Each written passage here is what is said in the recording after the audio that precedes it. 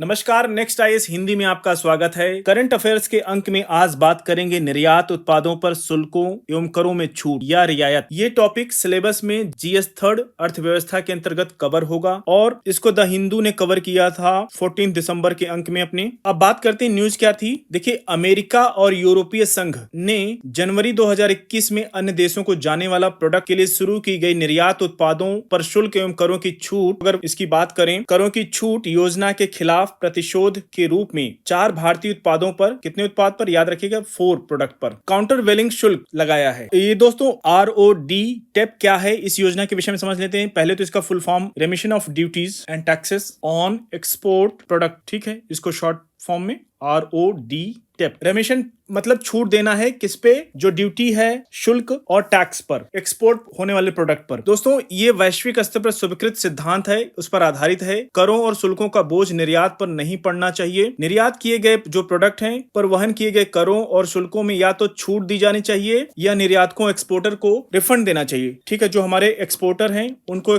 Refund मिलना ही चाहिए। अब बात करते हैं हम लोग नेक्स्ट स्लाइड पर। दोस्तों, RODT, इसकी विशेषताओं की भी बात करेंगे। ROD टेप योजना पहले से ही गैर वापसी योग्य अंतर्निहित, ये सेंट्रल गवर्नमेंट, स्टेट गवर्नमेंट और स्थानीय शुल्कों एवं करों का निर्यातकों को रिफंड या वापसी देता है। ठीक है, जिन्होंने एक्सपोर्ट किया उनको रिफंड देने की बात पहले की जा चुकी है। यह योजना 1 जनवरी 2021 से लागू हुई और छूट केंद्रीय अप्रत्यक्ष कर और सीमा शुल्क board, central board of indirect taxes and custom duty द्वारा एक पूर्ण IT एनवायरमेंट में हस्तांतरण, ट्रांसफरेबल इलेक्ट्रॉनिक स्क्रिप्ट या पर्ची के रूप में की जाती है। इस पर्ची का आप आगे प्रयोग कर सकते हैं। जैसे आप कोई प्रोडक्ट खरीदने जाते हैं तो उसके बदले में आपको पर्ची आप कटवाते हैं कि कृपया मुझे पर्ची दीजिए, उसका यूज होता है। अब बात करते हैं काउंटर वेलिंग ड्यूटी की। दोस्तों, क्या होता है ये? देखिए, काउंटर वेलिंग एक विशेष प्रकार का शुल्क है जो सरकार आयातित वस्तुओं, खास करके मान लीजिए कि ये अगर हम इंडिया की बात कर लेते हैं, यहाँ पे आपका इजराइल है। इंडिया अगर इजराइल से कोई चीज मंगाता है तो वो क्या होगा, इंपोर्ट किया जाएगा। आयातित वस्तुओं पर सब्सिडी के नकारात्मक प्रभाव को कम करने के लिए, या फिर चाइना से माल आता है, कहते नहीं चाइना माल भारत में आता है, उनके नकारात्मक प्रभाव को कम करने के लिए घरेलू उत्पादकों की रक्षा के लिए लगाती है। अगर सार रूप में बात करें तो काउंटर वेलिंग ड्यूटी आयात करने वाले देश द्वारा, मान लीजिए आयात करने वाला देश हमारा कौन था, भारत, करने वाले देश द्वारा आयातित उत्पादों पर लगाया गया एक आयात कर है। आयात कर बोले इंपोर्ट टैक्स। जब कोई चीज हम बाहर से मंगाते हैं तो उसको इंपोर्ट टैक्स के दायरे में रखा जाता है। और जो विश्व व्यापार संगठन है, जो दुनिया का पूरा ट्रेड को रेगुलेट करता है,